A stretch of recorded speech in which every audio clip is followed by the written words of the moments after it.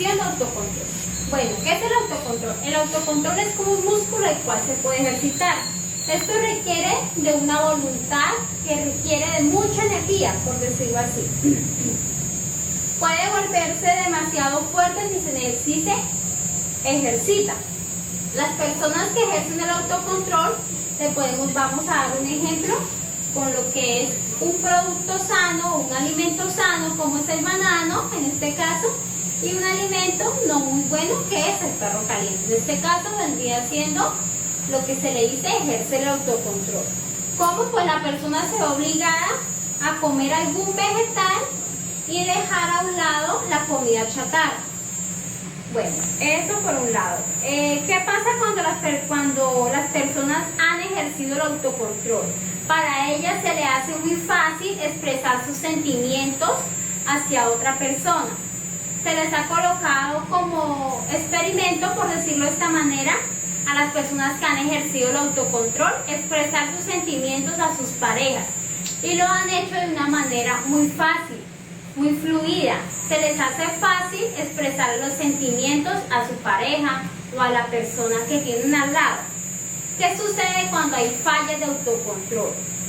Esto sucede que las personas sientan algo desagradable a la hora de invertir en algún producto. Las fallas de autocontrol aparecen cuando las personas hacen algo desagradable o que realmente les irrita. Un ejemplo de esto hace que las personas agoten el autocontrol invirtiendo su dinero en actividades menos placenteras. Un ejemplo de esto es cuando las personas invierten su dinero en casinos. Aquí suceden las fallas de autocontrol. Un ejemplo de fallas de autocontrol es cuando se ve el caso de la obesidad en los adultos y en los niños, cuando consumen muchas golosinas, muchos chocolates. Y realmente pues la obesidad es un clave ejemplo de fallas de autocontrol. El autocontrol sí efectivamente se puede ejercer, se puede fortalecer y asimismo esto ocurre como si fuera un músculo. El autocontrol se asocia mucho con un músculo porque se puede ejercitar, se ejerce como persona y se puede ejercitar. Asimismo, pues ¿qué sucede cuando se ejerce? Hay menos posibilidades de tener malos hábitos alimenticios, de fumar, de tomar. Esto sucede cuando hay autocontrol. Dejamos el hábito de fumar, el hábito de dejar el reguero en la casa. ¿Qué sucede cuando un universitario tiene autocontrol? Pues un clave ejemplo es que sabemos muy bien distribuir los tiempos. Dejamos a un lado el Netflix, dejamos a un lado las redes sociales por dedicar más tiempo a los estudios. Las verdades gemelas, sí. En el texto se presentan dos verdades gemelas o dos verdades memorables. La primera es la verdad de la autoeficiencia y la segunda es la verdad del sesgo del beneficio propio. ¿Qué sucede? Estas verdades nos alientan a que nosotros nos resignemos o nos preocupemos por el bienestar propio, seamos más fuertes hacia las malas situaciones, seamos más ejercitados a la hora de querer realizar nuestras actividades, nos esmeremos sí por tener una casa, un estudio, cada día por ser mejores personas. Cuando creemos nosotros mismos en nuestras propias posibilidades, somos más positivos y además de eso tenemos menos posibilidad de sufrir de depresión. Creamos nuestras expectativas muy altas y esto hace que nosotros como seres humanos queramos cada día superarnos. Entonces en verdades gemelas o verdades memorables se ve estos dos tipos, como los dije. Entonces esto hace a que nosotros queramos persistir y ejercer cada día lo que queremos lograr. Juicios y creencias sociales. El razonamiento motivado, como el agrado o desagrado por ciertos políticos, influyen mucho a la hora de cómo percibimos a la sociedad y cómo percibimos la realidad, ¿sí? Por otro lado, la política a lo largo y ancho del tiempo han ilustrado en la forma en la que construimos percepciones y en la forma en la que hacemos las creencias sociales. ¿Qué sucede con los juicios y creencias sociales? Muchas veces nosotros los seres humanos, a la hora de elegir una persona, un gobernante, nos dejamos llevar de pronto por alguna figura pública. Muchos de estos políticos consiguen una figura pública para ponerla como imagen del cual vamos a decir, bueno, vamos a votar por este político, y eso hace que nosotros los seres humanos vayamos por ese camino. Por eso habla sobre las percepciones, sobre cómo percibimos la sociedad, cómo la sociedad de pronto piensa, cómo puedo llegarle, cómo puedo el político llegarle, percibirle de pronto cómo está, cómo puede votar por esa persona, influirle a sus creencias sociales. Claro, mire, yo voy a poner, voy a desarrollar, voy a ejecutar. Entonces esto hace que nosotros como seres humanos tengamos el control de decidir, de creer cuál creencia social, valga la redundancia, o qué percepción tenemos ante la sociedad. El otro tema a socializar es cómo juzgamos nuestros mundos sociales, tanto consciente como inconscientemente. ¿Listo? Pues se dice que tenemos dos sistemas cerebrales. El primero es en la forma intuitiva, en la forma de corazonada. Eso se le conoce como un sexto sentido. También se le conoce como el pensamiento automático. El sistema 2 habla en la forma en la que, de forma liberada y de una forma también controlada, conscientemente podemos percibir o podemos generar un procesamiento controlado. Nuestro sistema de memoria es una red asociada con la preparación o facilitación, el cual despierta ciertas áreas asociadas con nuestro entorno social. ¿Qué sucede con los efectos de facilitación? Suceden incluso cuando hay estímulos. ¿Qué sucede en estos estímulos? Un ejemplo de estímulo es con el pan. Automáticamente que hablamos de pan, a nuestra memoria se nos viene que lo podemos acompañar con un café. A la hora de oler el aroma o la loción de alguien, automáticamente nuestra memoria asocia o recuerda por allá nuestros recuerdos a la persona de la loción, a la persona que usa ese aroma. ¿Qué sucede con las flores? Asociamos las flores de pronto a un aniversario, a un ramo de cumpleaños del Día de la Mujer, del Día de la Madre. Muchas personas asocian las flores con un detalle para una mujer. ¿Por qué? Porque refleja delicadeza, sabiduría. Muchas de estas flores pues las asociamos con las mujeres. Entonces hay un claro ejemplo en el cual se basa en el texto que dice que el corazón no necesariamente deja de sentir aquello que no ve. Es decir, que no necesariamente tenemos que sentir para ver o percibir o recordar ciertas cosas. Sí, pues le coloqué estos 4 ejemplos. Los sucesos que pasan por inadvertidos pueden facilitar nuestros pensamientos y nuestras conductas de maneras sutiles. ¿Qué sucede con eso? A veces cuando recordamos o hacemos algo, estamos en algún sitio y vemos a una persona que pasa, pero no le prestamos mucha atención, pero en algún momento llegamos a socializar, a compartir con esta persona, tomar un café, automáticamente nuestra mente recuerda o comienza por este suceso inadvertido a recordar o a señalar de que ya hemos compartido con esta persona o lo hemos visto de lejos. Eso sucede muchas veces. Un gran exponente como John Barr dio ciertos hizo ciertos experimentos que facilitan como entender más este tema. Un ejemplo de esto es cuando vemos una película de terror solos. Automáticamente nuestras emociones comienzan a trabajar para darnos cuenta si de pronto hay un ruido extraño o si hay alguna sombra. Automáticamente es muy posible y es muy considerable que comencemos a acelerar nuestro pulso, comencemos a sudar. Esto sucede. Colocar un ejemplo con los alumnos de psicología. Cuando leemos o vemos ciertos casos sobre trastornos, comenzamos a asociarnos. Es que a mí se me olvidan las cosas muy fácil, entonces comenzamos a ver si nosotros padecemos de este tipo de trastornos. Colocaron estos ejemplos. Bueno, la cognición corporizada. ¿Qué sucede? Las sensaciones físicas facilitan mucho a nuestros juicios sociales y viceversa. ¿Qué sucede? Cuando compartimos con una persona o cuando estamos en un grupo social, siempre queremos ser el agrado de la persona que nos rodeamos, ¿sí?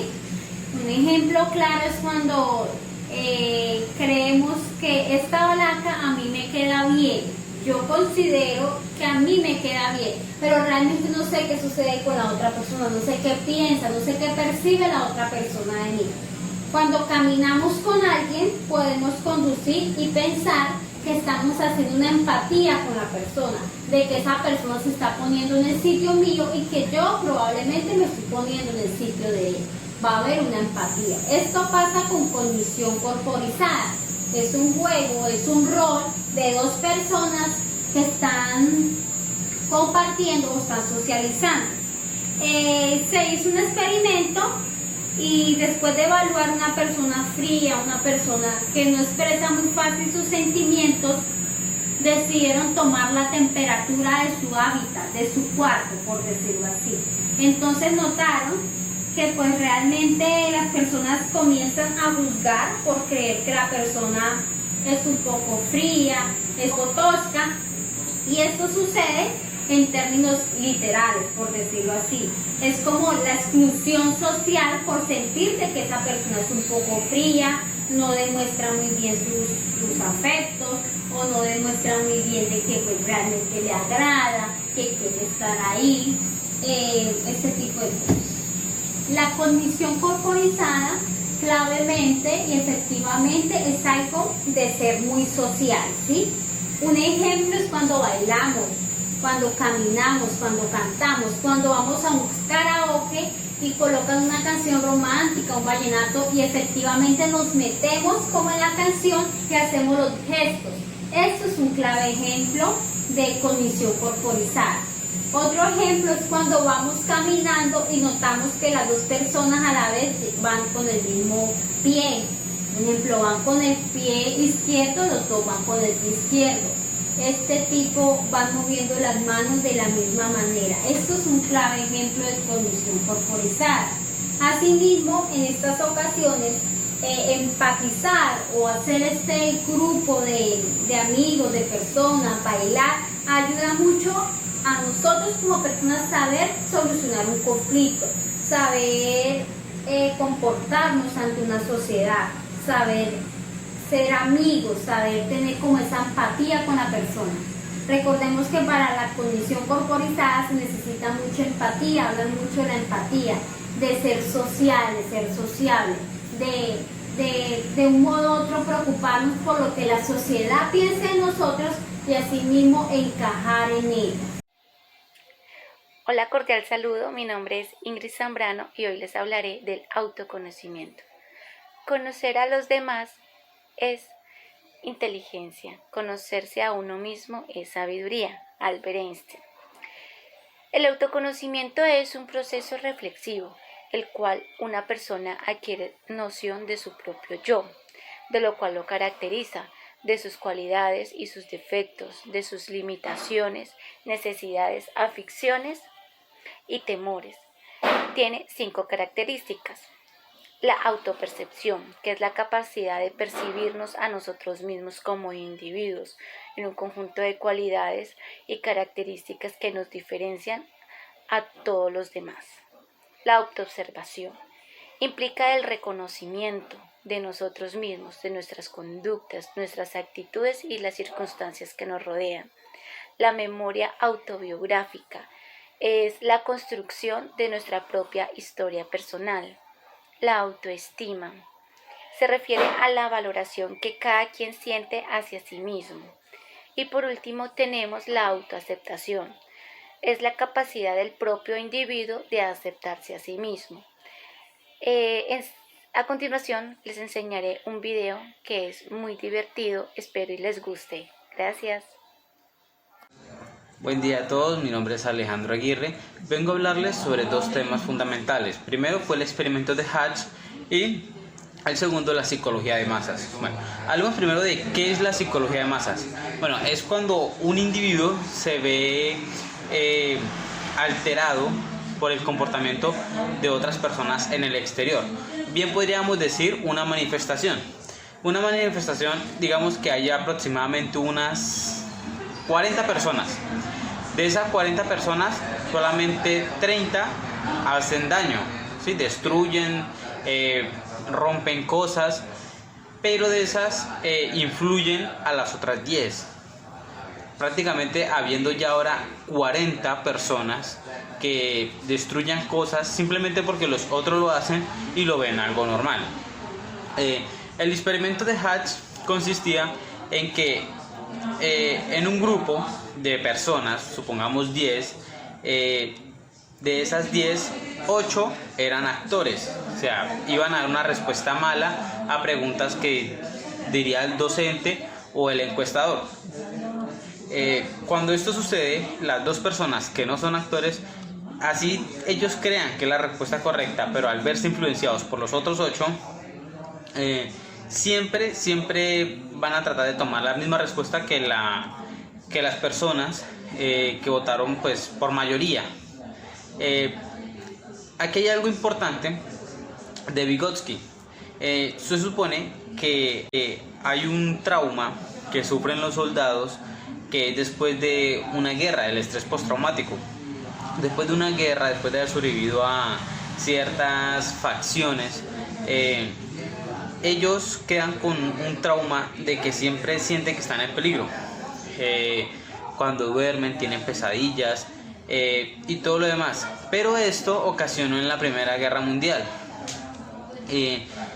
Vygotsky siempre quiso estudiar ese fenómeno, lo cual no aparece normalmente en la web, como normalmente siempre indagamos. Él lo intentó buscar una breve solución. ¿Y el por qué? Porque la persona podría ser muy sociable, podría simplemente interactuar, tener hijos, sacar la mascota, algo muy normal. Pero después de regresar de la guerra, sucede que la persona ya no tiene las mismas actitudes, ya no hace lo mismo. Y pues reinsertar eso a la sociedad es bastante imposible, por decirlo de cierta manera. Vygotsky lo que quiso fue también buscar una breve solución, pero lamentablemente falleció antes de dar una solución a este problema. Muchísimas gracias.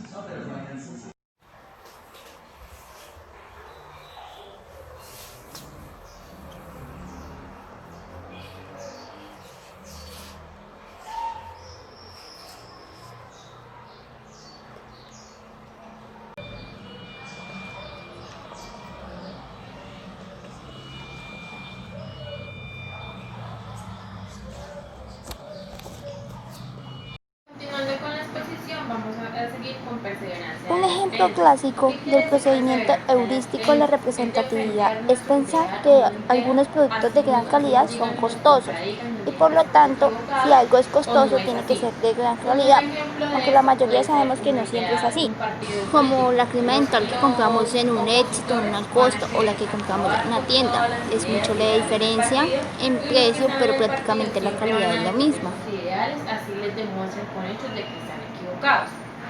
Seguimos con la construcción de los recuerdos.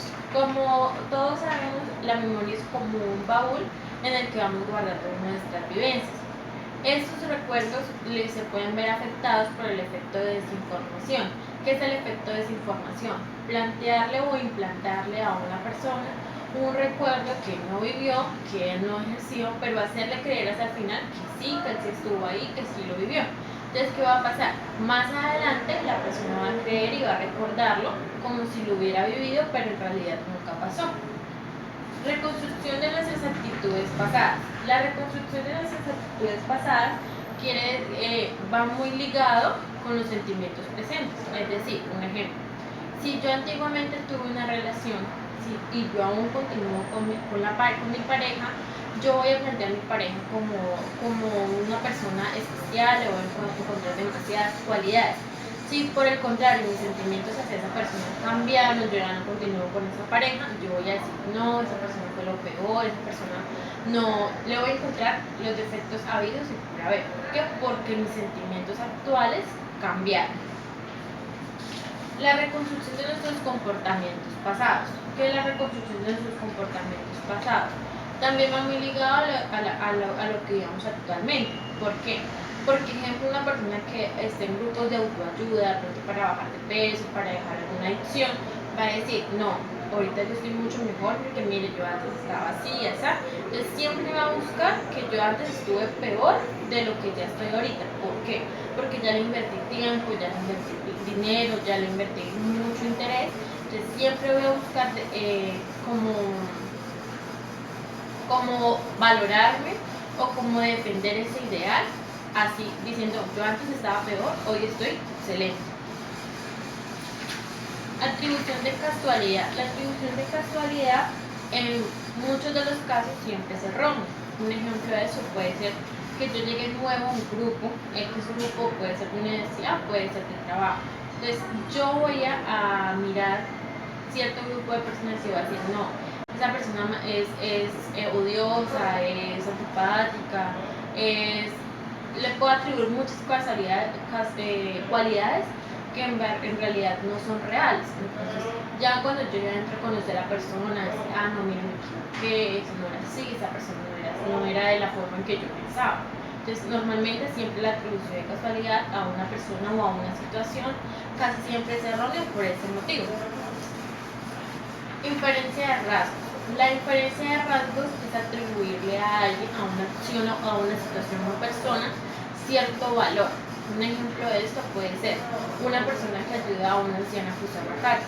Yo le voy a atribuir un rasgo de solidaridad, de empatía, de cordialidad, ¿sí? Entonces, más adelante, cuando a mí me vayan a hablar ya no me tienen que nombrar la persona, sino me tienen que nombrar el rasgo que yo le atribuí. Entonces me dicen una persona que tenga empatía, una persona que sea cordial. Yo voy a recordar a la persona que mire que estaba ayudando a la anciana a cruzar la calle. Error fundamental de atribución. Este error se da porque los seres humanos creemos que una persona se comporta de cierta forma conmigo porque quiere algo a cambio. Un ejemplo puede ser el de un jefe subordinado. Entonces el jefe cree que es un subordinado, se comporta amable y cordial con él porque quiere otra cosa, porque quiere, no sé, un ascenso, o muchas veces se van a algo sexual, de pronto quiere otro tipo de acción. Entonces el jefe va a pensar eso es su subordinado. Por el contrario, ella se va a sentir incómoda, se va a sentir acosada. Entonces el error fundamental de atribución es creer que se comportan de cierta forma conmigo porque quieren algo de mí. Muchas gracias por la atención.